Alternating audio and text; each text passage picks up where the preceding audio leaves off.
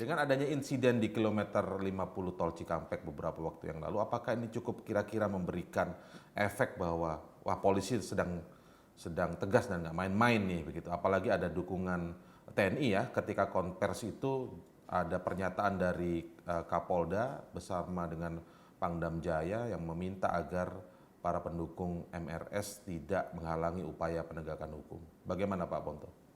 Ya, saya kira itu membuat orang-orang ini berpikir 2-3 kali lagi untuk melawan petugas.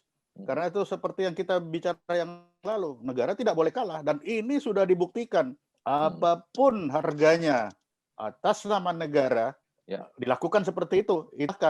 Itu kata Pak Harto kan. Ya. Dan ini akan menimbulkan apa? Semangat masyarakat. Ternyata polisi kita punya keberanian yang selama ini dianggap ragu-ragu. Ternyata sudah berani.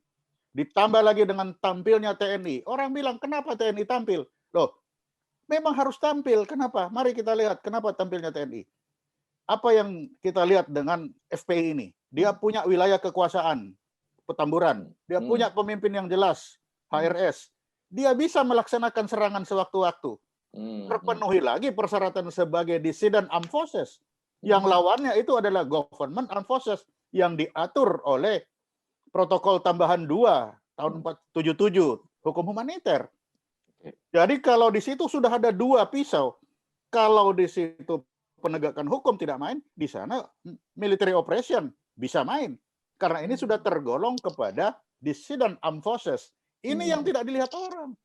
Humaniter tadi, hukum humaniter Hukum tadi humaniter, ya. Baca Protokol 2 tahun 77.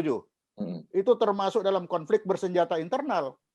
Apa yang terjadi dengan pakaian seragam itu kan sudah salah satu. Nah, kalau salah satu unsur bahwa pakaian seragam terus ditanya, lalu kalau dia mati bagaimana? Orang yang berseragam itu adalah salah satu sasaran yang boleh dimatikan di dalam pertempuran.